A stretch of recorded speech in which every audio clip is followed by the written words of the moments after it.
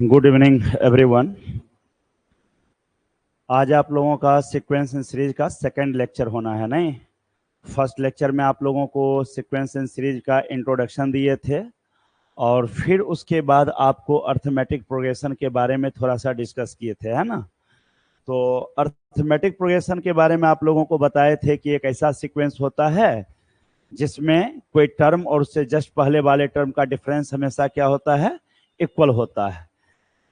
तो आप लोगों को ये डिफिनेशन दे दिए थे और डिफिनेशन के बाद बताए थे कि डी जो होता है, डी कॉमन डिफरेंस नहीं, वो भी कोई भी टर्म में से जस्ट उससे पहले वाले टर्म को माइनस करते हैं, क्या दे देता है, कॉमन डिफरेंस दे देता है ना। एग्जाम्पल कई आपको दिए थे उस समय। एक एग्जाम्पल अभी जैसे समझते हैं, ये मान लीजिए 5 ले लिए, यहाँ 12 ले लिए, फिर यहाँ 19 ले लिए, फिर यहाँ 26 ले लिए, 33 ले लिए और ये आपका 40 ले लिए, 47 ले लिए। तो ये इस तरह से जा रहा है। आप अगर देखेंगे तो 47 से 40 माइनस होगा तो कितना होगा, 7 होगा। मोबाइल वगैरह आप लोग अपने जेब में रख लीजिए, ठीक है, उसको बाहर मत निकालिए। तुमसे ही कह रहे हैं। ये हाथ में क्या है, हाँ तो दोनों हटाइए ना, ये सब भी क्लास में बताना पड़ेगा नहीं ना। ऊपर से देखिए वीडियो रिकॉर्ड हो रहा है, अब इसको कट हम नहीं कर सकते, ऐसे कैसे ही जाएगा और आपकी बदनामी होगी कि मोबाइल निकाल लेते हैं क्लास में, है ना। ध्यान दीजिए। तो आप लोगों को बताए हैं कि ये फर्स्ट टर्म है, इसको हम T1 कहेंगे। क्या कहेंगे, इसको क्या बोलेंगे, T2। पढ़ाई जो है ना वो म्यूचुअल वर्क है। बात समझ रहे हैं, म्यूचुअल वर्क का मतलब क्या होता है, एक तरफा नहीं होता, वन साइडेड वर्क नहीं है ये। पढ़ाई है म्यूचुअल, पारस्परिक। हम पढ़ा रहे हैं, आप पढ़ रहे हैं, और आप जब तक ध्यान नहीं देंगे तो किसी का औकात नहीं है कि आपको पढ़ा दे, समझे कि नहीं। तो बच्चा जब तक ध्यान नहीं बनाए रखेगा, हर चीज को समझने का कोशिश नहीं करेगा, तो पढ़ाना मुश्किल है। तो आप कोऑपरेट कीजिए पढ़ाई के दौरान, बात समझ रहे हैं ना। जो कुछ समझा रहे हैं और अगर अधूरा क्वेश्चन छोड़ रहे हैं हम, तो उसको आप कंप्लीट कीजिए, सेंटेंस को पूरा कीजिए। कितना देर है, 1.5 घंटा। 1.5 घंटे आप अपने आप को सारे तरफ से जितना भी आपका एक्सटर्नल कनेक्शन है उससे कट जाइए। एक्सटर्नल कनेक्शन का मतलब केवल यह नहीं होता कि भाई हम सामने फिजिकली एक्सटर्नल कनेक्शन में है, नहीं, मेंटली भी आप एक्सटर्नल कनेक्शन में होते हैं। आप क्लास में हैं एंड आपका ध्यान कहाँ है, बाहर है, आपके दोस्तों में घूम रहा है। अचानक से आपके मन में आ गया कि मेरे मोबाइल में कौन सा मैसेज आया हुआ है, किसी ने मैसेज कर दिया, मोबाइल वाइब्रेट हुआ जेब के अंदर, है ना, और आपको अंदर से आना चालू हो गया, भाई क्या क्या आया होगा मैसेज, एंड आप डिस्टर्ब हैं अंदर से। तो फिर जो कुछ मैं पढ़ाऊंगा आपके दिमाग में जाने वाला नहीं है। तो जितना देर आप क्लास में आइए ना, उतना देर आप पूरी तरह से बाहरी कनेक्शन से कट जाइए और 100% हमारे साथ कनेक्ट होइए। फिर देखिए पढ़ाई कैसा लगता है, समझ में आता है या नहीं आता है, ठीक है। फिर मैं क्या, कोई टीचर आपको पढ़ाएगा ना 100% समझ में आएगा। टीचर किसी को नहीं पढ़ाता, बच्चा पढ़ता है, बच्चा ही वहां सीखता है। टीचर तो सबको पढ़ाता है ना, तो सब IIT कर लेता है क्या, नहीं करता है, बताइए। एक क्लास में अगर बहुत सारे बच्चे बैठे होते हैं तो कुछ बच्चे उसमें से IIT निकाल लेते हैं, कुछ बच्चे मेडिकल निकाल लेते हैं, कुछ बच्चे अलग अलग कंपटीशन को क्वालिफाई करते हैं। यह उस बच्चे की खासियत है कि उस टीचर के द्वारा दिए गए सारे इंफॉर्मेशन को डायरेक्टली कैच कर रहा है। और एक दूसरा बच्चा है जो आधे मन से कैच कर रहा है, अपने 30% ब्रेन से कैच कर रहा है। तो जिस तरीके से किसी बात को तुम कैच करोगे, वो उसी तरीके से तुम्हारे बॉडी के अंदर, तुम्हारे ब्रेन के अंदर पोजीशन लेता है। तो 100% दो ना। सागर, नाम सागर है, गहराई के बजाय आपके अंदर उथलापन है, बताइए। डीप लाइए अपने अंदर, देखिए यहाँ डेप्थ रहिए। यहाँ क्या है आपके, देखिए यहाँ पर ये T2 नाम है, इसका नाम क्या है, और इसका नाम, और इसका नाम T5, इसका नाम, और इसका नाम क्या, कोई कंफ्यूजन। अगर T7 से T6 को माइनस कर रहे हैं तो क्या आ रहा है, देखिए 7 आ रहा है ना। अगर हम T6 से T5 को माइनस कर रहे हैं तब भी क्या आ रहा है, 7। और अगर यहां से इसको माइनस कर रहे हैं तब भी क्या आ रहा है, 7। और यहां से इसको माइनस कर रहे हैं तब भी। तो आप कह रहे हैं सर T7 में से अगर आप T6 माइनस कर रहे हैं, या फिर आप T6 में से T5 माइनस कर रहे हैं, या फिर आप T5 में से T4 माइनस कर रहे हैं, सारा वैल्यू बराबर होगा। और ये सब किसके बराबर है, कॉमन डिफरेंस के बराबर है। किसके बराबर है, कॉमन डिफरेंस के बराबर। क्लियर है ना।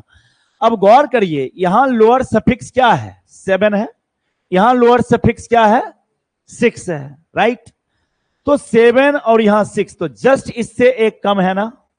यहां कितना है बताइए, और यहां कितना है, इससे एक। और गौर करिए यहां डी का जो हम बोले हैं, जितना यहां है उससे एक कम है। तो डी का आप ये फॉर्मूला ब्रेन में रखिएगा, Tn माइनस Tn माइनस 1।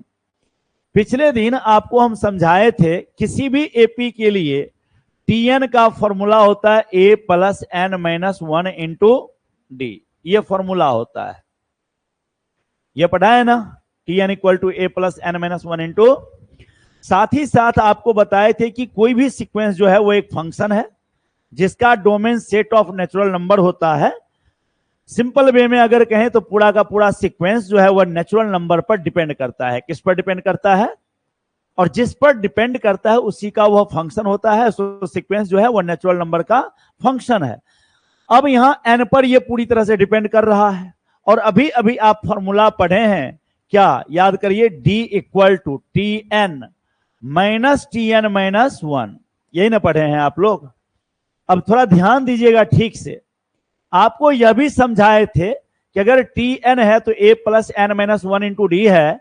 अगर यहां n के जगह पर हम अगर m लिख दें तो आपका रिजल्ट हो जाएगा a plus m minus 1 into d हो जाएगा।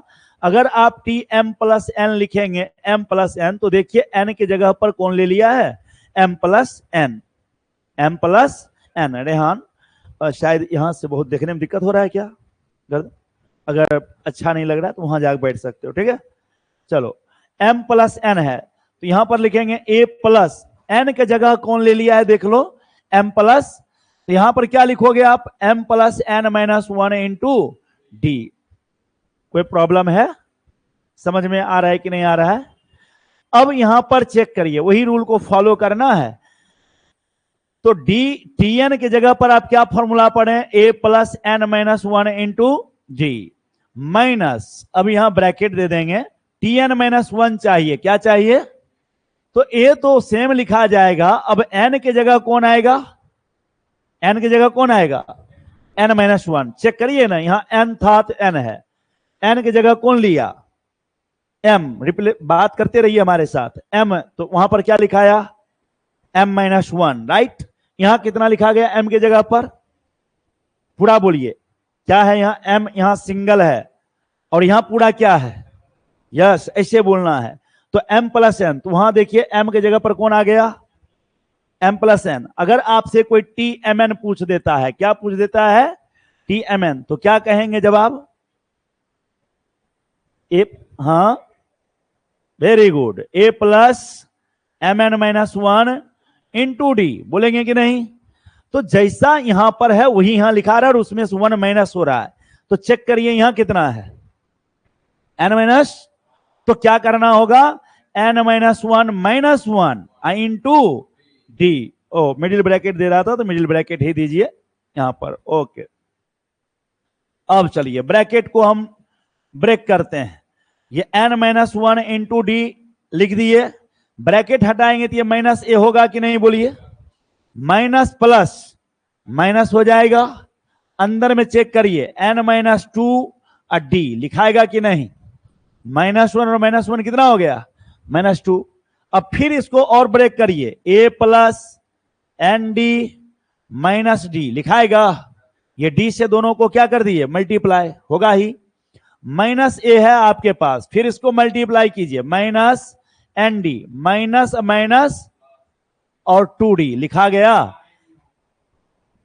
कहीं कोई कंफ्यूजन, किसी को कोई डाउट, क्या कोई कैंसिल हो रहा है या नहीं हो रहा है? चेक करिए कौन कौन कैंसिल हो रहा है। ए और ए आपका कैंसिल हो गया, एनडी और एनडी आपका कैंसिल हो गया, और यहां है 2d, यहां है -d, तो 2d से एक d चला गया, क्या हो गया? अच्छा एक बात बताइए, इस पूरे d में कहीं n दिख रहा है आप लोगों को? n कहीं नजर आ रहा है यहां पर n लिखा हुआ? नहीं। तो इससे ये पूछे क्यों, हम आगे लिख रहे हैं तब समझ में आएगा। यहां पर हम लिखे हैं द कॉमन डिफरेंस, नोट सुनिए क्या हम बता रहे हैं। The common difference of any AP is independent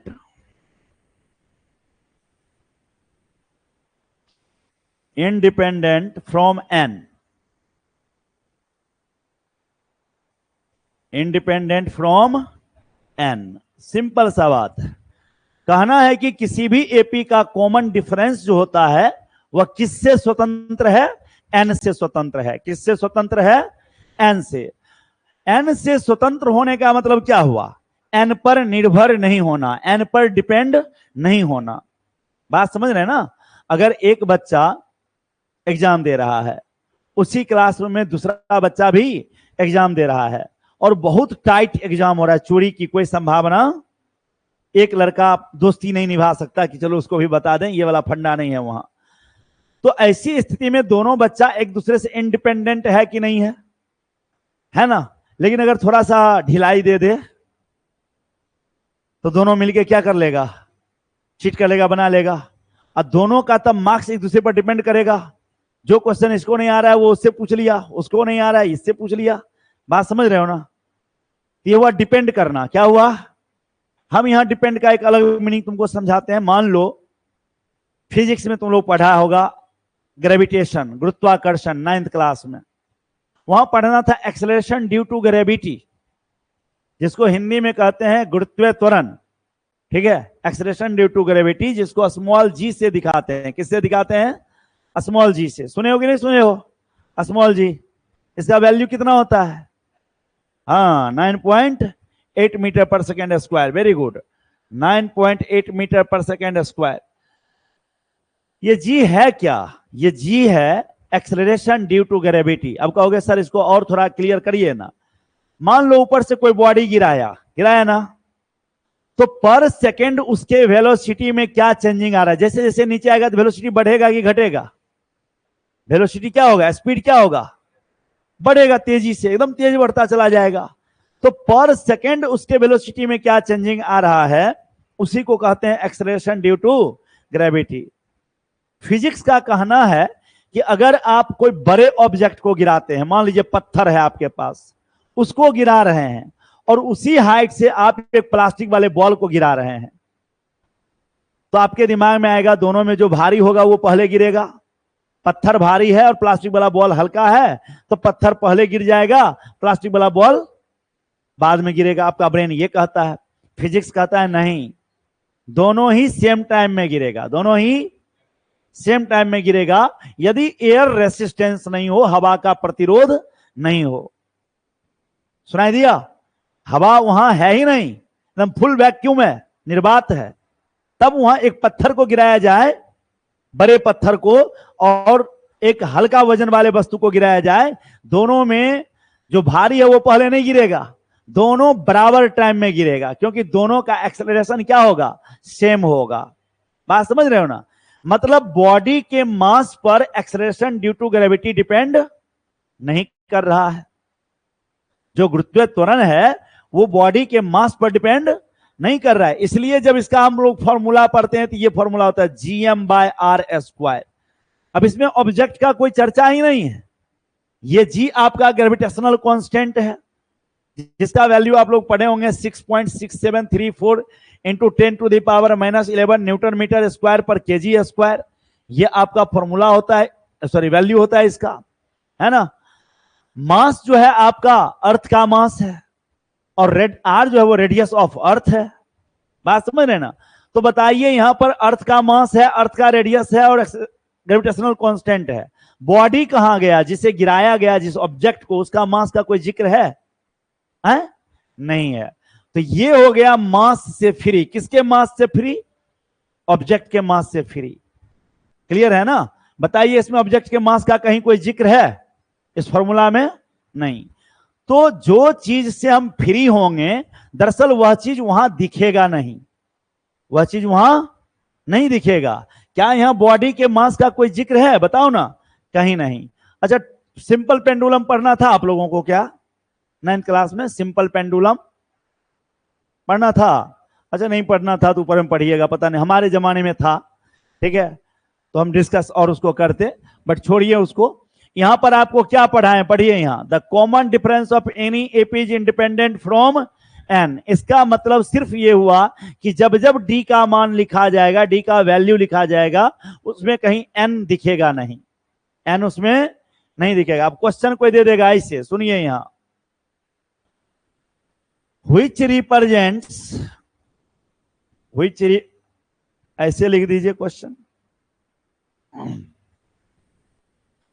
which may be the common difference, which may be the common difference of any AP, of any AP। कौन इसमें से, है ना, एपी का कॉमन डिफरेंस हो सकता है? ऑप्शन दे दिया यहां पर 3n², बी में दे दिया BN+C, सी में दे दिया आपको लेकर के यहां P, और डी में दे दिया आपको QN² + PN। दे दिया ना क्वेश्चन? बोला इन चारों में से कौन है जो किसी एपी का कॉमन डिफरेंस हो सकता है? कॉमन डिफरेंस, क्या जवाब होगा आसिफ? सी होगा। Very good. क्यों होगा सी? पहले ही पढ़ाए हैं कि वो एन से क्या होना चाहिए? फ्री होना चाहिए, एन पर डिपेंड नहीं करेगा। तो इसमें भी एन दिख रहा है, यहां भी एन दिख रहा है, और यहां भी, इसलिए ये आंसर नहीं होगा, ये होगा। बात समझ रहे हैं? नेक्स्ट क्वेश्चन आपको देते हैं, पहले जो थ्योरी पढ़ाए उस पर, which may be the nth term of any AP। First option दे दिया आपको 7n² + 8n, बी में दे दिया आपको 3nq + 4n + 5, सी में दे दिया आपको 8n² + 3, डी में दे दिया आपको 7n - 5। जवाब देना है, क्या होगा? कौन होगा जवाब? रिप्लाई करिए आप लोग, बताइए ना, जवाब दीजिए तेजी से। आए? डी होगा। यस, डी होगा। क्यों होगा डी? क्यों होगा? याद करिए, पढ़ाए थे, the nth term of any AP, nth term of any AP is linear, linear expression of n, linear expression of n. मतलब एन का वो लीनियर एक्सप्रेशन होगा, रैखिक व्यंजक होगा। एन का मैक्सिमम पावर 1 जाएगा टीएन में। किसी भी एपी के एनवें पद का जो एन का पावर होगा वो मैक्सिमम कितना होगा? 1 होगा। सुनाई दिया? उसको लीनियर बोलते हैं। क्या बोलते हैं? तो अब इन सब में लीनियर कौन है? यही है ना। ये तो आपका क्वाड्रेटिक है, ये आपका क्यूबिक है, त्रिघात जिसको कहते हैं, ये फिर क्वाड्रेटिक है, द्विघात जिसको कहते हैं। क्लियर हो रहा है ना? नेक्स्ट आगे हम पढ़ते हैं, ध्यान दीजिएगा आप लोग। नोट है आपके पास, यहां कहता है if the nth term of any AP, of any AP is an plus b, an plus b, then common difference is a। ओह, ध्यान दीजिए, the common difference of the AP is a. इस theory को आप लोग समझे, पढ़ लीजिए बढ़िया से। क्या कहा जा रहा है आपको? कह रहा है यदि किसी एपी का एनवा पद, nth टर्म क्या है आपके पास, ए एन प्लस बी, देख लीजिए वहां A N plus B. A N plus B ही क्यों लिए, A N square plus B क्यों नहीं लिए, या A N Q plus B क्यों नहीं लिए?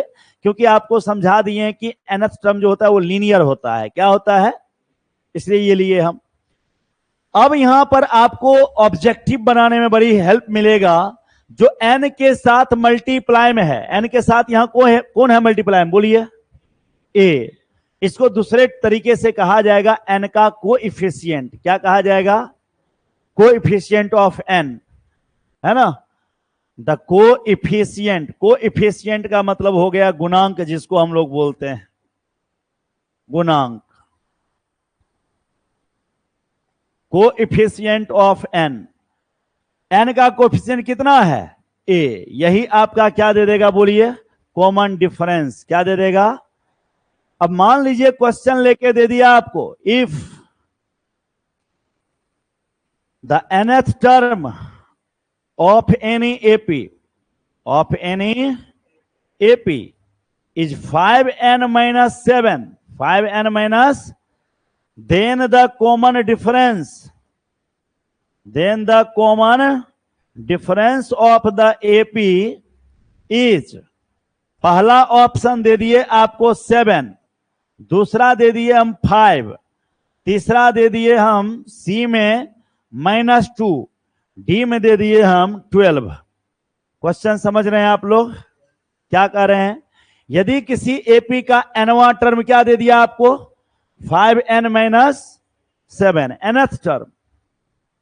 nth टर्म दे दिया कितना, 5n minus 7। तो बताना है उसका कॉमन डिफरेंस क्या होगा। क्या जवाब होगा? 5। बड़ी आसान है ना, अभी अभी सिखाए हैं। जो n का कोएफिशिएंट होगा वही जवाब में दे देना है। किसी को कोई डाउट नहीं ना? नेक्स्ट नोट की तरफ बढ़ना है। अगला नोट सुनिए क्या है आपके पास। कहता है if the pth term of any AP is Q and the qth term of the AP is P, then its rth term is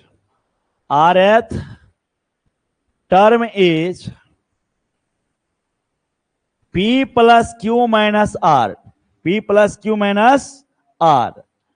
इसी को बहुत शॉर्ट में लिखिएगा तो ऐसे लिख सकते हैं, that is if TP equal to Q and TQ equal to P, then TR equal to P plus Q minus R। ये आपको एक थ्योरी है, रियल में तो ये खुद एक क्वेश्चन है, लेकिन इसको आप ऑब्जेक्टिव बनाने के लिए याद रखेंगे तो आपको आगे फायदा करेगा। बात समझ रहे हैं ना? यहां अच्छे से समझिए। कहता है यदि किसी एपी का pth टर्म क्या है, Q है, qth टर्म क्या है, P है, तो rth टर्म क्या होगा, P plus Q minus R। अब इसका प्रूफ हम लोग अभी देखेंगे, प्रूफ समझे? देखिए क्या कहा, सिंस टीपी कितना दे दिया है, बोलिए? टीपी पढ़िए, यहां क्यों दिया है कि नहीं दिया है? अच्छा, अभी टीएन का फॉर्मूला थोड़ी देर पहले बताए थे कि नहीं, बोलिए? टीएन का क्या फॉर्मूला पढ़ाए थे? ए प्लस एन माइनस 1 इंटू, अगर हम आपसे टीपी बोलेंगे तब क्या बोलिएगा, जो बोलते रहिए, ए प्लस पी माइनस 1 इंटू, बोलिएगा कि नहीं? और अगर टी क्यू पूछेंगे तब क्या बोलिएगा, ए प्लस क्यू माइनस 1 इंटू।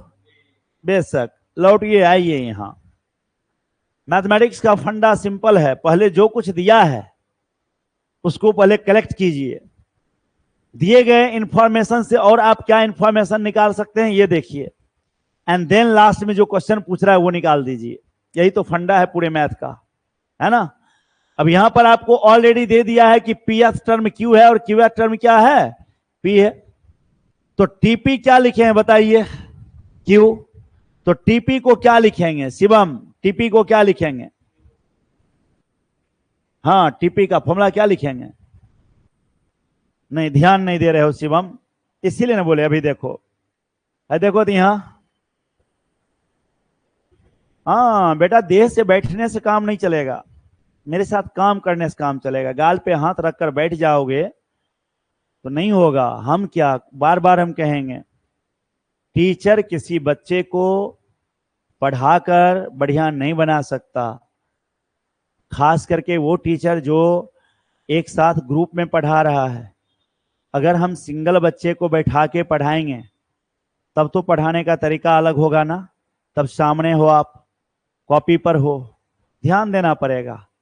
लेकिन जब आप ग्रुप में बैठे हैं तो टीचर क्या हर बच्चे को प्रॉपरली केयर कर पाएगा, नहीं कर पाएगा। लेकिन जो एक्सपीरियंस टीचर है वो समझ जाता है कि कौन बच्चा ध्यान दे रहा है और कौन बच्चा ध्यान नहीं दे रहा है, कौन बच्चा क्लास में बैठ करके भी नहीं है और कौन बच्चा क्लास में बैठकर रियली में वहां है, टीचर समझ जाता है। हम कई बार साबित किए हैं, कल ही के क्लास में साबित किए हैं, तुरंत एक लाइन रिपीट किए और पूछिए ना, वो बैठा हुआ था एंड फिर उसको रिपीट करने कहे, नहीं रिपीट कर पाया बच्चा, क्योंकि वो था ही नहीं क्लास में, बॉडी से था, मन से नहीं था। तो जब हम समझा रहे हैं तो आप मन से होइए, ठीक है, हमारे साथ बोलिए। अभी अभी सिखाए हैं आपको, गौर करिए ना, T N A plus N minus one into T P T Q, लिखाएगा कि नहीं लिखाएगा। और जब टी आर पूछेंगे तब बोला ना, निकला ना आवाज। और ये कैसे निकला, जब लगातार तुम्हारे पीछे पड़ गए तब। तो तुम हमारे पीछे पड़े रहो लगातार, राइट, ध्यान दो। यहां अगले यहां पर बात कर रहे थे हम, अब बताओ टीपी की जगह क्या लिखें, बोलो। A plus P minus one into equal to Q, कहीं कोई दिक्कत। ये आपका इक्वेशन नंबर 1 हो गया, लिख दिया ना। अगेन क्वेश्चन पढ़ते रहिए, फायदा उठाते रहिए, पढ़िए तो। एंड द क्यूएथ टर्म, कौन टर्म, तो क्यूएथ का सिंबल क्या है, टी क्यू, यही ना सिंबल। और वो दे कितना दिया है, पढ़िए तो, पी दिया ना। अब टी क्यू को फिर क्या लिखोगे आप बताओ, टी क्यू को, so A plus Q minus one into D लिखोगे। और ये आपका पी इक्वेशन नंबर क्या हो गया, बोलिए, सेकेंड। आ गया यहां तक, किसी को कोई डाउट है क्या, नहीं है। अब क्या करना है, कुछ नहीं, फर्स्ट में से सेकेंड को माइनस कर देना है, फर्स्ट में से सेकेंड को। भाई ए और डी निकालना पड़ेगा ना पहले हमको, ए और डी निकालना है, फर्स्ट टर्म और कॉमन डिफरेंस निकालना है हमें। तो इक्वेशन 1 में से 2 को माइनस कर देते हैं, 1 में से 2 को माइनस कर देते हैं। अगले पेज पर करते हैं, ध्यान दीजिएगा। पहला था आपका A plus P minus one into D equal to Q, यहां था A plus Q minus one into D equal to कितना, पी। हम यहां सब्ट्रैक्ट कर रहे हैं, क्या कर रहे हैं, सब्ट्रैक्टिंग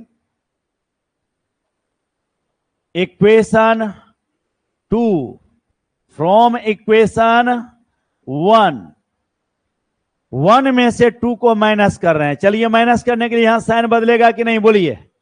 और यहां भी ये ए क्या हो जाएगा, बोलिए, कैंसिल हो जाएगा। तब क्या लिखाएगा, p minus one into d minus Q minus one into बराबर p minus Q. Line line लिख के समझा दे रहे, हम तो उड़ा देते एक ही बार में कि d माइनस वन आएगा, लेकिन आपको तोड़ तोड़ के समझा रहे हैं, समझिए। यहां इस दोनों में क्या कॉमन मिल रहा है बोलिए? डी मिल रहा है। यहां क्या बचा? P minus. अब यहां क्या बचा? तो माइनस क्यू अब माइनस माइनस बराबर कितना? P minus Q. यहां कोई कैंसिल हो रहा है क्या? अंदर में कोई कैंसिल हो रहा है ब्रैकेट के अंदर? 1 और -1 कैंसिल हो गया ना। बचा क्या यहां बोलो? अंदर में P माइनस क्यू। यहां एक मिनट कहीं गड़बड़ किए हो। ये देखो यहां गलती है, इसको सुधारो। हाँ ये गलती है। इसको क्या करोगे? Q माइनस और ये भी Q माइनस। अब यहां भी Q माइनस P माइनस। उधर कॉमन ले लो, माइनस उधर क्या कर लो? तो इधर तो P माइनस क्यू ठीक है, माइनस कॉमन लेंगे तो P पॉजिटिव हो जाएगा और Q। अब बताओ ये उधर जाके डिवाइड होगा कि नहीं होगा? तो P माइनस क्यू कट गया, क्या बचा? D equal to -1। D निकल गया। सबको समझ में आया क्या? है पक्का ना? अब इस D के वैल्यू को पुट कर दो कहां? फर्स्ट इक्वेशन में, है ना? पुटिंग, ध्यान दीजिए, putting the value of D in equation 1। Equation 1 क्या था याद है ना? देखो A प्लस P माइनस 1 और D कितना लाए हो बोलो? -1 बराबर क्या लिखा जाएगा यहां? चलो सॉल्व करो इसको। प्लस माइनस, माइनस लिखोगे जी, ये प्लस और ये माइनस क्या हो गया? अब P माइनस 1 ब्रैकेट के अंदर है इक्वल टू, चलो ब्रैकेट हटाओ, A minus P minus minus plus, या मन करती पूरे को उधर भेज दो सीधे एक ही बार में। काहे इतना स्टेप लिखना, सीधे लिख देते हैं। देखो यहां A इक्वल टू, ये माइनस उधर गया तो P प्लस क्यू माइनस 1। ये रिजल्ट याद रखना। A का मान कितना आया बोलो? A का मान कितना? शिवम कहीं कोई प्रॉब्लम है? पक्का सब कुछ समझ में आया है? गारंटी एकदम 100%? हाँ तो A का वैल्यू क्या आया है? P plus Q minus. चलिए यहां तक सीख गए। हमको क्या चाहिए था बोलो? अब TR क्या चाहिए? तो TR का क्या फॉर्मूला लगाएंगे रेहान? हाँ A plus bracket R minus 1 into T। कोई दिक्कत? अब A का वैल्यू क्या निकाले हो? देखो यहां हो P प्लस क्यू। चलो D के जगह क्या लाए हो? ये प्लस को माइनस बना दे तो कोई आपत्ति है? समझ में आ गया? अब थोड़ा ब्रैकेट हटा दो ना, सब कोई मिलके हटा दो ब्रैकेट। तो हटेगा तो क्या होगा बोलो? P प्लस क्यू माइनस 1 अब माइनस R अब माइनस माइनस तो 1 1 क्या हो गया? तो बचा क्या सो बताओ? P प्लस क्यू माइनस, आ गया रिजल्ट, प्रूफ कर दिए। समझ में आया? लेकिन इसका फायदा कैसे उठाएंगे ऑब्जेक्टिव क्वेश्चन बनाने में? सो सुनो, थोड़ा एकदम गौर करना, बढ़िया से गौर करना। देखो पीएफ टर्म क्या दिया बोलो? इसका उल्टा फिर बोला, QF term is, PF term is Q और क्यूएफ टर्म इज, तब क्या पूछा? आरएफ। तो दोनों को ऐड किए, P प्लस क्यू ऐड किया, जो पूछा उसको माइनस कर दिए, नहीं कर दिए। अब यहां इस पर क्वेश्चन कैसे देगा सो सुनो, ऑब्जेक्टिव क्वेश्चन देगा एग्जाम में कैसे, ये समझाते हैं हम यहां, ठीक है? ध्यान देना। कहा इफ 10th टर्म, कौन टर्म बोला? 10th term of any AP, any AP is 20 दे दिया, कितना दे दिया? and 20th term of the AP is 10, then the 25th term of the AP is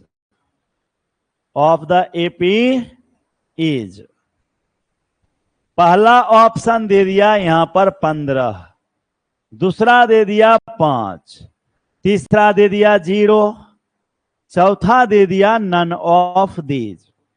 question दे दिया ना, जवाब मिल गया क्या? बड़ी भरबली बन गया होगा, सबको आंसर आ गया होगा। नहीं मतलब थ्योरी समझ गए तो जवाब ऐसे।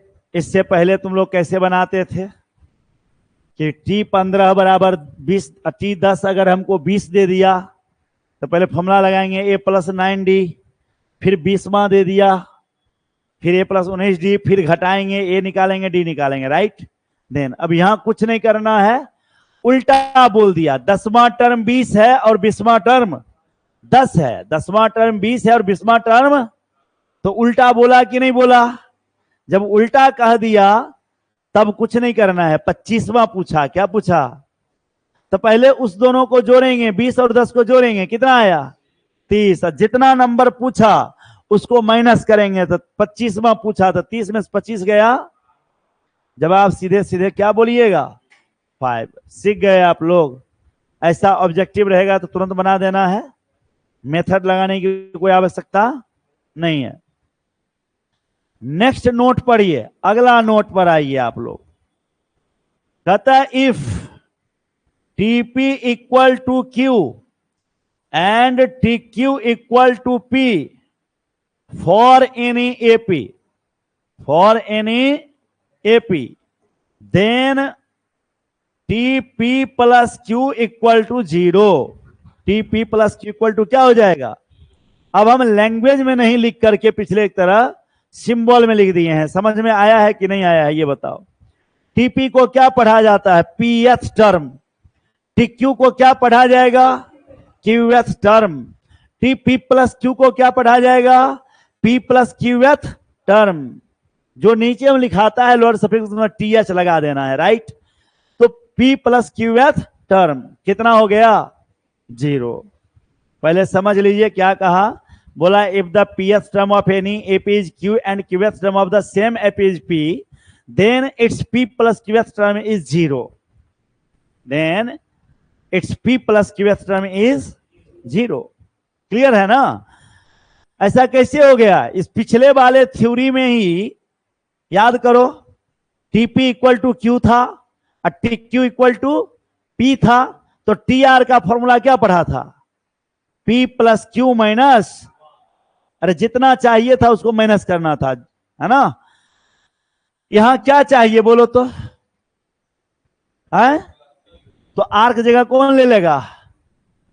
P + Q, और जवाब हो जाएगा 0। पीछे थ्योरी से मैच कराओ ना रेहान, तुम शायद भूल जा रहे हो तुरंत। बैक वाला बात, बैक वाले बात पे आओ, ये आ जाओ, यहां देखो। TP कितना दिया बोलो? TQ कितना दिया? और क्या पूछा है? TR। सागर दिखाई दे रहा है? बस इसी का फायदा उठाते हैं। अब सुनो क्या बोल रहे हैं हम यहां पर बगल में। इतना ही छोटा बात में समझा, इतना ही छोटा जगह हम समझा रहे हैं। TP फिर बोल दिया Q, TQ फिर बोल दिया P। यहां तक सेम बोला कि नहीं बोलो? तब हमसे पूछ दिया TP + Q, यही ना पूछ दिया। बस बदमाशी क्या कर दिया, R के जगह क्या लिख दिया? पढ़ो तो फॉर्मूला क्या पढ़े हो? P + Q करो और जो यहां है उसको घटाओ। जो यहां है देखो ना, R है तो वहां माइनस हो रहा है, तो यहां R की जगह कौन ले लिया? सो P + Q को माइनस करेंगे कि नहीं बोलो? और P + Q में से P + Q जाएगा तो क्या होगा? अब गया दिमाग में? हाँ तुम भटका हुआ था, तुम उधर अभी नहीं पता। बताओ, उधर जब हम बता रहे थे तुम्हारे ब्रेन में जा रहा था? रियली बताना, थोड़ा खोपड़ी घूम रहा था, और जब यहां लाग बताए तब चला गया ना। बच्चे को हम लोग देख लेते हैं, 20 साल का अनुभव है पढ़ाने का, समझा ना। तो बच्चों को देखते देखते मुझे आदत सी हो गई है कि पहचान लेते हैं कि इसके खोपड़ी में क्या हो रहा है, ठीक है। अब जैसे आसिफ को बड़ी बढ़िया से समझ में आ जाता है, क्विक से पकड़ लेता है, जो कुछ बताते हैं दन से धर ले रहा है, ठीक है, हाँ मैच करा ले रहा है। सागर भी ठीक है, ऐसा नहीं है, लेकिन ये थोड़ा, उधर सागर में ज्वार भाटा नहीं आता है, लहर उठता है ना सागर में। सागर मीन्स क्या, समुद्र नहीं, महासागर सुने हो ना। उसमें ज्वार भाटा उठता है, उसमें शांति नाम का चीज, बस कहा जाता है कि समुद्र शांत होता है, नहीं समझा, कहा जाता है, पर समुद्र शांत थोड़े होता है। देखते हो लहर मारता रहता है गर्दा, वही इसके अंदर चल रहा है। क्या, थोड़ा पढ़ लो बेटा, टोपी उतारो, हाँ ठीक से। एंटीना से कहने के लिए कह रहे हैं, एंटीना को खोल के रखो, ठीक है, तब ना सिग्नल लेगा। हाँ देखो इधर, यहां तक समझ में आया या नहीं आया ये बताओ। हाँ अब समझ गया तो इस पर क्वेश्चन क्या देगा सो सुनो। ये जो थ्योरी है इस पर क्वेश्चन कैसे देगा सो सुनो। इसने क्या कहा, पीवा पद क्यू, क्यूवा पद तो पी प्लस क्यूवा पद।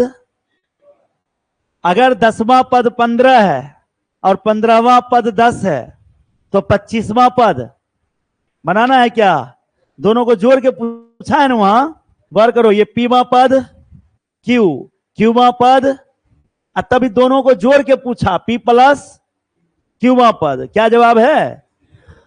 सो अगर क्वेश्चन दे देता है if the 10th term of any AP is 15 and the 15th term of the same AP is 10, then which term is zero, which term is zero, कौन सा टर्म जीरो होगा। तो क्या हो जाएगा, 25th हो जाएगा, नहीं हो जाएगा, 25वां टर्म क्या हो जाएगा, जीरो हो जाएगा। क्या रेहान पक्का दिमाग में गया ना। प्रवीण ना नाम है तुम्हारा, तुमको समझ में आ रहा है ना, कहीं बाउंस तो नहीं किया। ओके आगे बढ़ते हैं हम, अगले क्वेश्चन लिख दें या समझ गए हो, लो लिख देते हैं। If the 7th term of any AP is 8 and 8th term is 8th term is 7, then 15th term of the AP, 15th term of the AP is, option दिया यहां पर 15, बी में दे दिया आपको 56, सी में दे दिया आपको 0, डी में दे दिया -15, क्या टिक लगाइएगा बोलिए, 0। क्वेश्चन दिया ना 7वां पद 8 है, 7वां पद,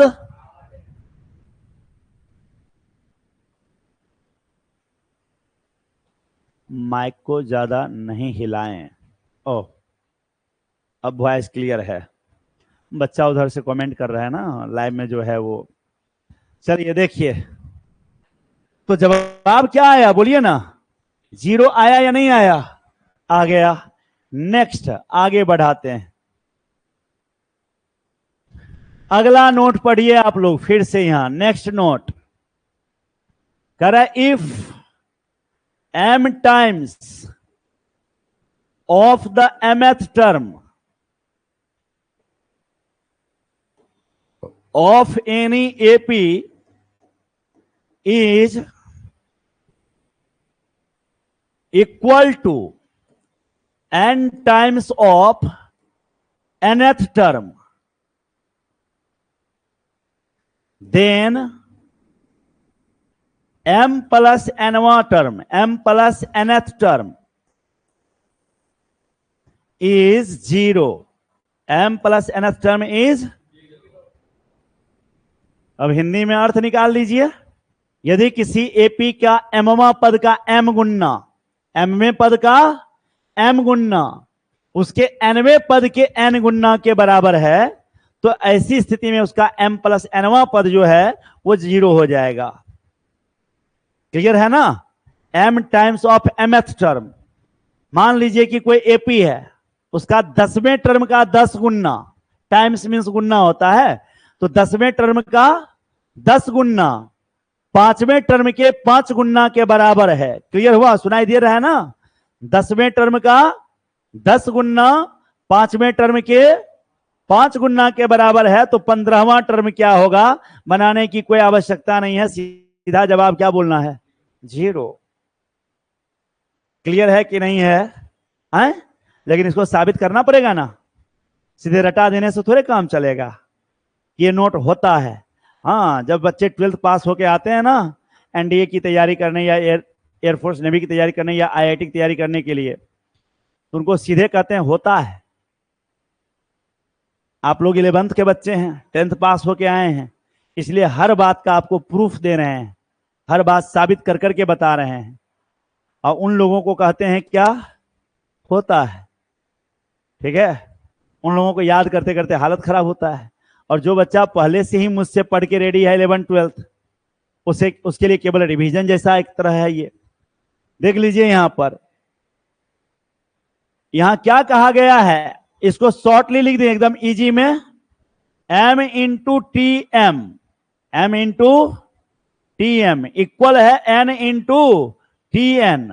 देन बोलेंगे T M plus N equal to 0, T M plus N equal to 0। Short में लिख दिए एकदम इजी में, कोई दिक्कत? अब इसका प्रूफ चलते हैं, समझिए यहां प्रूफ। आपको टीएन का क्या फॉर्मूला पढ़ाएं, बोलिए सब? a plus N minus 1 into, तो टी एम का क्या बोलिएगा? टी एम का a plus m minus 1 into d. Very good. चलिए, सिंस यहां पर आपको दे दिया है m t M equal to n t n, बोलिए इसमें कोई प्रॉब्लम है? ये तो आपको अकॉर्डिंग टू थ्योरी ऊपर बोल ही दिया है क्वेश्चन के हिसाब से। इस m को प्रेम से लिख दीजिए, और tm का वैल्यू, tm का फॉर्मूला लिखेंगे ना, a plus m minus 1 into d, लिखेंगे कि नहीं? क्या इसको लिखने में किसी को कोई प्रॉब्लम? नहीं। फिर यहां n लिखे और यहां बोलिए a plus N minus 1 into d. आज बहुत दुख की बात है, ओलंपिक में विनेश फोगट, नाम सुने आप लोग? विनेश फोगट, हाँ, एक समय ऐसा था जब उनका लग रहा था कि पेरिस ओलंपिक के लिए वो शायद सिलेक्ट नहीं हो पाएंगी। उसके बाद वो कई कंपटीशन में हिस्सा लिए, कुश्ती में भाग लिए और अपने आप को पेरिस ओलंपिक के लिए क्वालिफाई किए। ठीक है? पेरिस ओलंपिक में जा करके एकदम धूम मचा दी, अपने से हेवी खिलाड़ी को लगातार हराए। एक दिन में शायद उन्होंने 3 कुश्ती जीता, और तीनों कुश्ती जीत करके कहां पहुंच गए? फाइनल में, जहां अगर वो हार जाती तो सिल्वर मेडल पक्का था, और जीत जाती तो गोल्ड मेडल पक्का था। और जिस तरह के फॉर्म में थी, उससे पूरी तरह से आशा था कि गोल्ड मेडल ही मिलना है, जीत ही लेती, जिस एग्रेशन के साथ वो खेल रही थी। सेमीफाइनल से फाइनल में पहुंचने में अपने प्रतिद्वंदी को उन्होंने 1 अंक भी हासिल करने नहीं दिया, 5-0 से हराया, सीधे 5-0 से, 5-0 से। बात समझ रहे ना? सो उनके अगेंस्ट में जो कुश्ती लड़ने वाली महिला थी, वो 1 पॉइंट भी हासिल नहीं कर पाई। एंड फाइनल में फिर से वेटिंग हुआ, और वेट करने के बाद 100 ग्राम वेट ज्यादा पाया गया उनके बॉडी में। 50 किलो के कैटेगरी में उनका भार कितना बढ़ गया? ओनली 100 ग्राम। मतलब थोड़ा सा अजीब सा नहीं है? मेरे शरीर में 100 ग्राम वजन बढ़ जाएगा तो हम किसी से कुश्ती जीत जाएंगे? भाई, ओलंपिक को थोड़ा इसके बारे में सोचना चाहिए, राइट? ओलंपिक को अपने बारे में थोड़ा इस पर डिस्कस, अरे 10 किलो 20 किलो का अंतर होता, 5 किलो का अंतर होता, राइट, तब माना जाता कि कुश्ती में भाई ये इफेक्ट डालेगा। 100 ग्राम वजन से प्रतिद्वंदी को हरा देना, नहीं, इसको आप कैसे मान रहे हैं? बुरे तरीके से, बहुत गलत है ना? वहां पे सीधे इनको फाइनल से आउट कर दिया गया, एंड इनकी उम्मीदवारी ही रद्द कर दी गई। थोड़ा सा दुख वाला बात है। आज एक गोल्ड मेडल मिल सकता था हम लोगों को, और नहीं तो सिल्वर मेडल तो फिक्स था। चलिए आइए, दुनिया है, पल में मासा पल में तोला, ना सुने हैं, पल में रंग बदलता है, यही वाला हालत है यहाँ। चलिए इसको मल्टीप्लाई करिए, क्या होगा बताइएगा आप लोग। ये मल्टीप्लाई होगा तो क्या होगा, एम ए होगा कि नहीं होगा। अब फिर ये अंदर जाएगा, इसको गुना करो एम डी, अब फिर वो एम से मल्टीप्लाई होगा तो एम स्क्वायर डी लिखेंगे। फिर ये माइनस डी एम से मल्टीप्लाई होगा तो माइनस एम डी हो जाएगा। कहीं कोई कंफ्यूजन। अगला मल्टीप्लाई फिर करते हैं, एन को ए से करेंगे तो कितना होगा, एन ए। और ये गौर करिए, ये डी इससे पहले मल्टीप्लाई होगा ब्रैकेट के अंदर तो एन डी होगा, लेकिन ये एन जब जाएगा तो एन स्क्वायर डी होगा कि नहीं होगा। और फिर ये माइनस डी को एन से मल्टीप्लाई करेंगे तो क्या हो जाएगा, माइनस एन डी। कहीं कोई कंफ्यूजन। ए वाला को ए के साथ, स्क्वायर वाला को स्क्वायर के साथ, बिना स्क्वायर वाला को एक साथ, सबको एडजस्ट कर लेते हैं, राइट। थोड़ा इसको प्रीव्यू करेंगे तो छोटा हो जाएगा, कर देते हैं, आप लोगों को समझने में थोड़ा यही एक ही बोर्ड पे का ठीक रहेगा। चलिए थोड़ा शिफ्ट कर दिए इधर। अब थोड़ा ध्यान से देखिएगा आप लोग, यहां इस जगह पे बताते हैं। ये आपके पास क्या है, एम ए है ना, ये एन ए को उधर भेज दिए तो माइनस एन ए लिखाएगा कि नहीं बोलिए, कहीं कोई दिक्कत। फिर देखिए पहले से आपके पास कौन यहां है, एम स्क्वायर डी, तो एम स्क्वायर डी को यहां लिख दीजिए, ये वाला एन स्क्वायर डी को पहुंचा दीजिए वहां, तो माइनस एन स्क्वायर डी हो जाएगा कि नहीं हो जाएगा, क्या कोई प्रॉब्लम।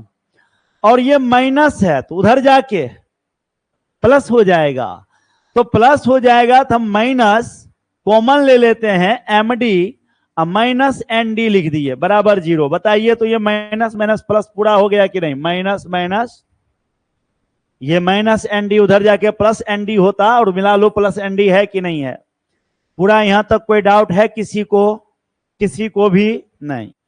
चलिए इसमें बताइए कॉमन क्या आएगा, जवाब दीजिए। तो अंदर क्या बचेगा, m माइनस एन प्लस, इसमें क्या कॉमन है बोलिए, d है। अंदर क्या बचेगा, m स्क्वायर माइनस, तो m plus N into M minus N लिखाएगा कि नहीं। A square minus B square का फॉर्मूला आप लोग जानते हैं ना, A square minus B square का A plus B into A minus B, पढ़े हैं कि नहीं पढ़े हैं। तो बोलिए यहां पर हम m plus N into M minus n लिख दें तो आपको कोई आपत्ति है क्या, है? नहीं ना। और इसमें क्या कॉमन है ये बताइए, d, तो अंदर क्या बचा, m माइनस एन बराबर। अब बताओ यहां से लेके वहां तक में क्या कॉमन है, पूरे में m माइनस ले लें कॉमन, डी भी है। अच्छा तुमको दिखा डी, अच्छा हमको लगा दिखा हर जगह, ओह ठीक है ना, दो में ही है, राइट, केवल दो में है, गुड। तो m माइनस एन कॉमन ले लेंगे तो यहां क्या बचेगा बोलो, a, यहां क्या बचेगा m plus N into d, यहां पर m माइनस एन ले चुके हैं तो d बराबर, कहोगे sir m minus n common लिए थे वो क्या किए, वो 0 के उधर भेज दिए, क्या करते रख के, हम जरूरत नहीं था हमको, ठीक है, ये बच गया। अच्छा इसमें कुछ कॉमन आ रहा है क्या, बोलो सब, डी, हाँ डी आ रहा है, तो क्या लिख देंगे बताओ आप, A plus M plus N minus 1 into D बराबर 0। कहीं कोई दिक्कत है, समझ में आ रहा है, यहां तक किसी कोई प्रॉब्लम है नहीं। अब थोड़ा सा हम तुम लोगों के साथ बहस करेंगे, क्या बहस करेंगे सो देखो। सबसे पहले बताओ टीएन का फॉर्मूला क्या पढ़ाए हैं, बोलो सब, ए प्लस एन माइनस 1 इंटू, अच्छा अगर टी एम का पूछेंगे तब क्या बोलोगे, ए प्लस एम माइनस 1 इंटू, और अगर टी एम प्लस एन पूछेंगे तब क्या बोलोगे, हाँ A plus M plus N minus 1 D. जो तुम वहां बोलने वाले हो वही यहां लिखा है क्या, बोलो ना, जो वहां बोलने वाले हो वही नहीं यहां लिखा है। तो इस होल बॉडी का नाम अगर हम टी एम प्लस एन बोल दें तो कोई आपत्ति है क्या? नहीं। ठीक है, ये हो गया आपका T M plus N equal to, साबित हो गया। सबको समझ में भी आ गया क्या? पक्का ना? गुड। तो अब अगर आपको इस पर आधारित क्वेश्चन देगा तो कैसे देगा क्वेश्चन? अभी क्या सीखे हैं आप लोग, पढ़िए। mth टर्म का m टाइम्स, mth टर्म का nth टर्म का आपस में इक्वल है, तब m प्लस nth टर्म क्या है? सो अगर क्वेश्चन दिया, हिंदी में पहले सुनाते हैं, यदि किसी एपी के 10वें पद का 10 गुना, 10वें पद का उसके 8वें पद के 8 गुना के बराबर है, तो 18वां पद क्या होगा? तो जवाब क्या बोलेंगे? इंग्लिश में सुन लीजिए। If 10 times of 10th term of any AP is equal to the 8 times of 8th term of the same AP, then what is the value of its 18th term? Clear है? Question दे देगा, if 10 times of 10th term, 10 times of 10th term is equal to the 15 times of 15th term, 15 times of 15th term, then which term is zero? कौन सा term zero हो जाएगा? 25th। 20 उल्टा कर दिए क्वेश्चन को। समझ में आ रहा है ना? एक बार और, यदि किसी एपी के, इंग्लिश में, if 10 times of 10th term is equal to the 15 times of 15th term, then which term is zero? कौन सा टर्म जीरो होगा? 25th। उल्टा नहीं हो गया क्वेश्चन का? बस पहले पूछे थे it then it's 25th term, आप जवाब दे रहे थे जीरो। अब हम उल्टा पूछे which टर्म इज जीरो, तो 25th। ये सब ऑब्जेक्टिव बनाने में बहुत हेल्प करेगा। जब किसी एग्जाम में बैठोगे, air force, navy, NDA, JEE mains, ये सब में बैठोगे, तो ऐसे क्वेश्चन का जवाब तुम क्विक से दे पाओगे अगर ये सब रिजल्ट याद रहेगा तब। ठीक है, अब नेक्स्ट रिजल्ट के तरफ बढ़ते हैं। चलिए, आसिफ, पिछले दिन आपने कहा था कि सर आज जो कुछ आप पढ़ाए वो सब मैक्सिमम आ रहा था, आज का क्या राय है? आए, जवाब दीजिए। समझ में आ रहा है ना? लेकिन क्या ये पहले से? नहीं। यही बात हम कहना चाह रहे थे कि जब भी मैं कोई चैप्टर स्टार्ट करूंगा और आप अच्छे लड़के हैं, पहले से कुछ पढ़े हुए हैं, तो पहला क्लास, दूसरा क्लास आपको लगेगा कि ये सब हम पहले से जानते हैं। ठीक है, एंड तीसरे क्लास से आपको नया नया, या दूसरे क्लास से आपको नया नया सीखना स्टार्ट होगा। क्योंकि मैं कोई भी चैप्टर जीरो से स्टार्ट करता हूं, एकदम 9-10 से उठ करके। हमारे यहाँ आने वाले हर बच्चे को हम ये मान के चलते हैं कि ये पढ़ के नहीं आया है, जबकि कुछ बच्चे पढ़ के आते हैं और मैक्सिमम ऐसे होते हैं जो पढ़ के नहीं आए होते हैं, तो उनको भी साथ लेके चलना पड़ेगा ना। तो इसलिए हम हर चैप्टर को जीरो से स्टार्ट होते हैं। ठीक है, तो घबराना नहीं है, सिलेबस अपने प्रॉपर टाइम में खत्म हो जाएगा, उसको लेकर के टेंशन लेने की आवश्यकता नहीं है। चलिए अगला नोट आज पढ़ते हैं। फिर नेक्स्ट अगला नोट देखिए, यहां क्या है आपका? कह रहा है if Tm equal to 1/n, Tm equal to 1/n दे दिया ना? Tm कितना दे दिया है? 1/n, and Tn equal to 1/m for any AP. क्या इसे लैंग्वेज में लिखना पड़ेगा या आप लोग समझ चुके हैं? समझ गए ना? mth term is 1/n, nth term is 1/m, है ना? दे दिया गया है। देन यहां पर देखिए क्या क्या रिजल्ट आपको देते हैं। देन ए का वैल्यू 1/mn हो जाएगा, आपका डी भी 1/mn हो जाएगा, Tmn आपका 1 हो जाएगा, और Tm प्लस n आपका m plus n upon mn हो जाएगा। ये सारा रिजल्ट आपके दिमाग में बैठ जाना चाहिए, एक बार में देख लीजिए। कहा यदि किसी एपी का mवां पद 1/n है और nवां पद 1/m है, तब ऐसी स्थिति में उसका प्रथम पद 1/mn होगा, कॉमन डिफरेंस 1/mn होगा, mnth टर्म जो होगा वो 1 होगा, and m plus nth term जो होगा वो m plus n upon mn होगा। सुनाई दिया? अब इसी को हम इंग्लिश में अगर कहें तो कहेंगे if the mth term of any AP is 1/n and its nth term is 1/m, then its first term is 1/mn, common difference is 1/mn, and mnth term is 1 and m plus nth term is m plus n upon mn। कोई दिक्कत है?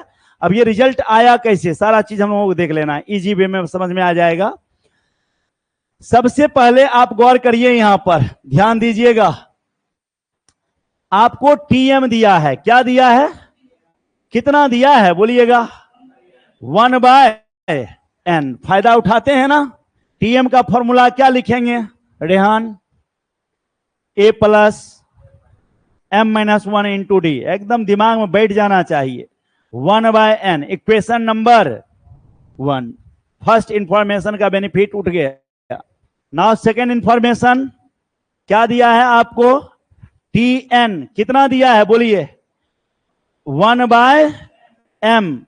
और TN को क्या लिखिएगा? A plus n minus 1 into D equal to 1/m, equation number 2। अब आप यहां डायरेक्ट 1 माइनस 2 कर दीजिए। 1 माइनस 2 सीधे लैंग्वेज नहीं लिखे हैं, डायरेक्ट कर रहे हैं। बोलिए ये ए कैंसिल होगा कि नहीं होगा? जब माइनस करेंगे तो ए क्या हो जाएगा?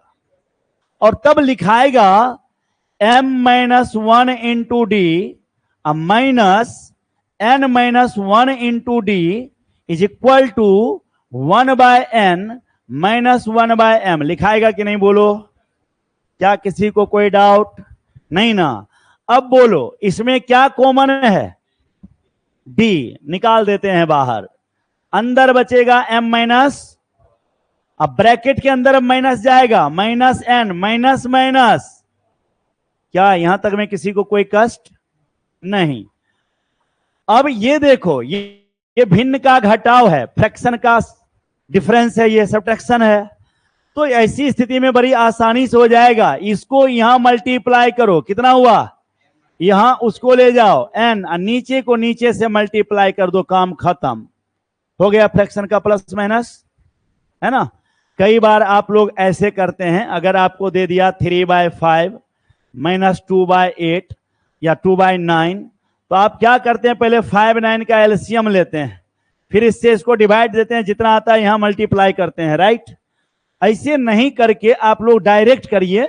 9 को 3 से करिए 27, 5 को 2 से करिए 10, और नीचे आपस में मल्टीप्लाई कर दिए, हो गया, काम खत्म हो गया। बात समझ रहे हैं ना? 27 से 10 गया 17, नीचे 45 हो गया। तरीका समझ में आया क्या करना है? अगर आपको एडिशन दिया 5/3 प्लस 8/7 दे दिया, राइट, कुछ नहीं करना। 7 को 5 से 35, 3 को 8 से 24, नीचे को नीचे से 21 हो गया। ऐड कर लेंगे 59 अपॉन 21 हो गया, काम खत्म। बात समझ रहे हैं प्रोसेस कैसे कर रहे हैं? तो यही प्रोसेस आपको अप्लाई करना है। आगे देख लीजिए, यहां पर वही किए हैं, m को यहां, n को वहां, नीचे नीचे हो गया, हो गया। अब थोड़ा गौर करिए, तो इसके अंदर कोई कट रहा है क्या? अरे अंदर कोई कट रहा है? कौन कौन? तो डी m माइनस n बचा यहां, और इधर m minus n upon mn बचा कि नहीं बोलो? ये m माइनस n इधर मल्टीप्लाई में है, उधर जाके तो ये m माइनस n और ये m माइनस n, पक्का ना? तो d क्या बचा? d का वैल्यू 1/mn। कहीं किसी को कोई कष्ट? d निकल गया। अब इक्वेशन नंबर 1, इक्वेशन नंबर 1 देख रहे हैं, यहां दिख रहा है आप लोगों को इक्वेशन नंबर 1। तो लिखेंगे फ्रॉम इक्वेशन 1, फ्रॉम इक्वेशन क्या पढ़ाए हैं? a plus m minus 1 into D पढ़ाए हैं ना, इक्वल टू 1/n। चलिए a को बाय इज्जत रखे रहिए, प्रेम से इनको निकालना है, इनका वैल्यू फाइंड करना है, तो बाकी को हटाएंगे, राइट। तो m माइनस 1 तो लिखा गया, और d कितना लाए हैं आप सो बताइए? 1/mn। बहुत अच्छे जी, प्रवीण बहुत अच्छे। अब देखो यहां ये ए हो गया, एम से इसको मल्टीप्लाई करोगे कि नहीं? अरे एम से इसको करोगे तो एम इंटू कितना लिखाएगा 1/, अब फिर इसको मल्टीप्लाई करोगे 1/, अरे 1 से किए, और यहां क्या बचा बोलो? अच्छा ये एम और ये एम, अगले लाइन में ध्यान दीजिए, ए प्लस क्या बचा आपके पास 1/, -1/, और यहां 1/n, ये 1/n क्या हो जाएगा? बचा क्या अब 1/, उधर जाएगा, उधर तो 0 है, तो 1/mn। बोलिए निकल गया। क्लियर है ना? कहीं कोई कंफ्यूजन? तो ए का मान निकल गया बच्चों। अब हमारा काम है TMN निकालना। क्या निकालना?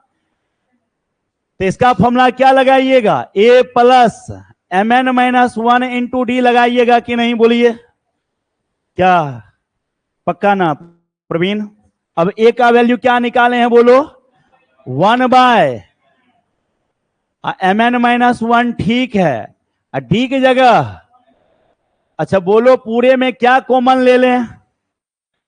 1/, यहां 1/, मल्टीप्लाई में है ना जी, कॉमन नहीं ले सकते हैं। अब मन करे तो मल्टीप्लाई कर दो, जैसा तुम्हारा दिल करे। 1/mn अगर कॉमन ले लेंगे तो यहां तो 1 बचेगा, और यहां क्या बचेगा? mn -1, 1 तो 1/mn इंटू mn, ये दोनों क्या बचा? भारी लगा, mnth टर्म निकल गया। Now m plus nth term निकालिए, tm plus n। tm plus n के लिए क्या लिखेंगे फॉर्मूला? क्लियर है? क्या लिखेंगे?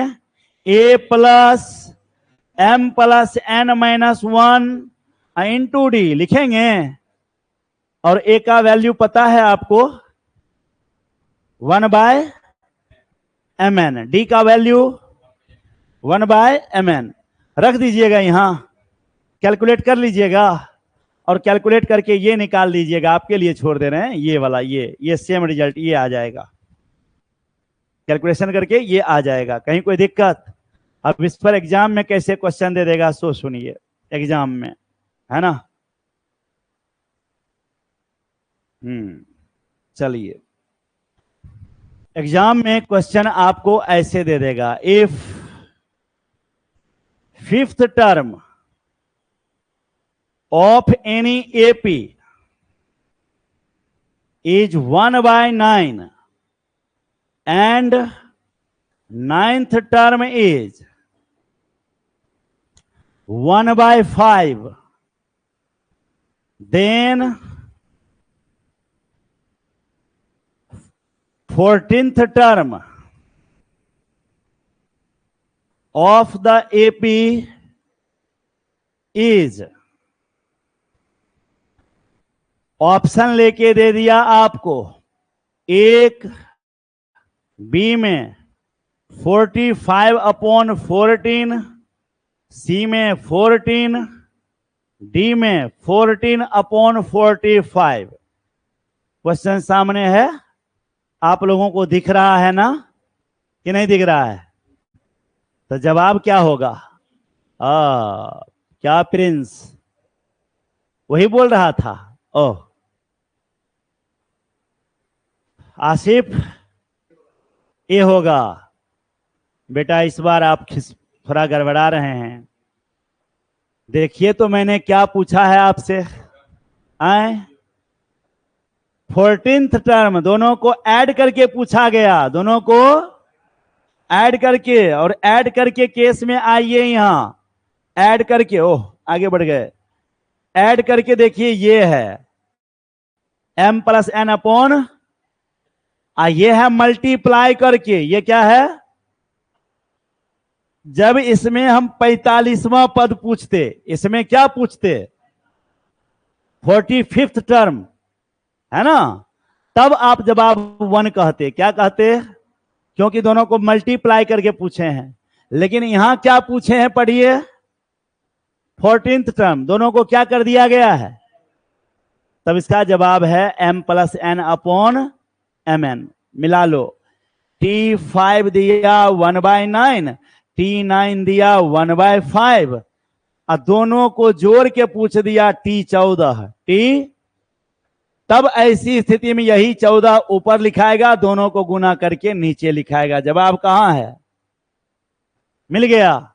लेकिन यही अगर आपको गुना करके T45 पूछता T, तब क्या जवाब होता? 1। और अगर आपको इसी में कहता A माइनस डी कितना है, A माइनस कितना आएगा? A माइनस डी 0, काहे कि A का वैल्यू भी था 1/mn और D भी था 1/, तो दोनों सेम चीज घटेगा तो क्या दे देगा? क्या ब्रेन में गया है? ये मच्छर मारने वाला आ गया है, इसीलिए थोड़ा गंध आ रहा है ना? नहीं आ रहा है? आ रहा है ना? हाँ, चलो, यहां तक सबको समझ में आया है? किसी को कोई डाउट है कहीं? नहीं। अगला नोट देखिए क्या है। नेक्स्ट नोट अगला है आपके पास, if TP equal to A, TQ equal to B and TR equal to C respectively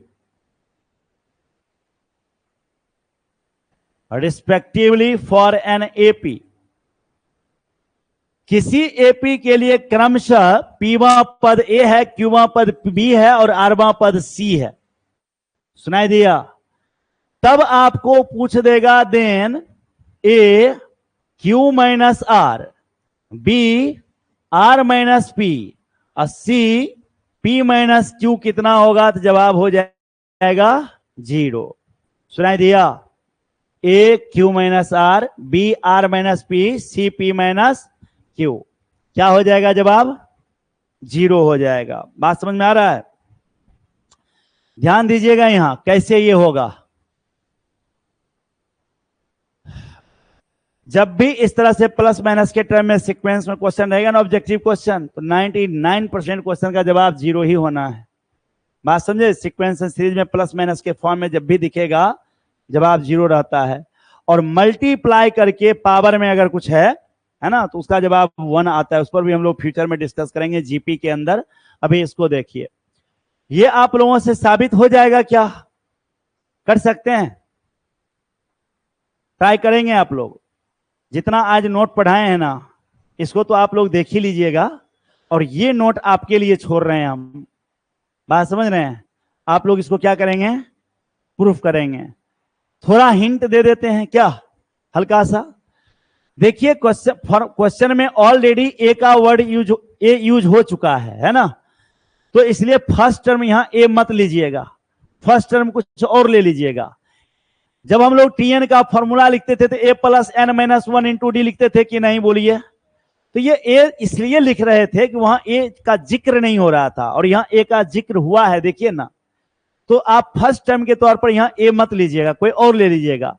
तो ऐसे लिख लीजिए, let the first term of any AP is x ले लिए, and common difference is D. Common difference क्या ले लिए हैं? डी ले लिए हैं। अब आपके पास यहां टीपी ए दे दिया है, सिंस टीपी कितना दे दिया है? बोलिए, ए। तो टीपी के लिए क्या फॉर्मूला लगाइएगा? X plus P minus 1 into D equal to A लिखिएगा कि नहीं? Equation number 1। दूसरा फिर दिया है अगेन, टी क्यू क्या दिया है? बोलिए, बी लेकर के दिया है ना। तो क्या लिखिएगा? X plus Q minus 1 into D equal to B, equation number. Similarly इसी तरह से अगर हम यहां से T R equal to C लिखे हैं तो x plus R minus 1 into D equal to C आएगा कि नहीं? बोलिए, क्या यहां तक समझ में आया है? बहुत बदबू दे रहा है ना, कौन चीज? ये धुआं। ठीक है, अच्छा चलिए कोई बात नहीं, हम हिंट दे दिए हैं।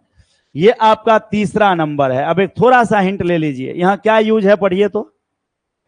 क्यू माइनस, तो क्यू माइनस आर कैसे मिलेगा? अगर सेकंड में से थर्ड को घटा दें, थर्ड सेकंड में से माइनस करिए ना, एक्स एक्स खत्म हो जाएगा ना, माइनस वन खत्म हो जाएगा, क्यू माइनस आर का वैल्यू निकल जाएगा। आपको आर माइनस पी चाहिए, क्या चाहिए? किसमें किसको माइनस करिएगा? 3 में से फर्स्ट को, आर माइनस पी आ जाएगा। फिर क्या चाहिए आपको बोलिए? पी माइनस क्यू, किसमें किसको? 1 में से 2 को। तो इसका वैल्यू पहले निकालिएगा, इसका निकालिएगा, इसका, अब फिर तीनों वैल्यू लाके इसमें रख दीजिएगा एलएचएस में, सब कट के आपको क्या आ जाएगा? तो यहां तक आप लोगों को क्लियर है? आज एपी के टीएन से रिलेटेड बहुत सारा कॉन्सेप्ट आपको बताए हैं, अभी खत्म नहीं हुआ है, अगले क्लास में फिर मिलेंगे, ठीक है? आज आपको ज्यादा देर नहीं पढ़ाएं, 1 घंटा 16 मिनट हुआ है। ये स्मोकिंग वाला आकर के डिस्टर्ब कर दिया है, फॉगिंग वाला, तो इसको छोड़ रहे हैं। कल फिर मिलेंगे आपको, है ना, अगले क्लास में, एंड इसको आगे बढ़ाएंगे। आप लोग अपना बुक खरीद लीजिएगा मार्केट से, जो भी नए बच्चे हैं, आर.डी. शर्मा का मैथ ले लीजिएगा। किसका? आर.डी. शर्मा का। एनसीईआरटी यूज करिएगा, एनसीईआरटी का सारा क्वेश्चन आर.डी. शर्मा में ऑलरेडी है। अगर आप आर.डी. शर्मा के क्वेश्चन को सॉल्व कर लेते हैं तो एनसीईआरटी आपको सॉल्व करने की जरूरत नहीं होगी। हाँ, एनसीईआरटी एग्जाम्पलर अगर लेने का मन होगा तो ले लीजिएगा, एंड सारे क्वेश्चन को सॉल्व कीजिए आप लोग, ठीक है?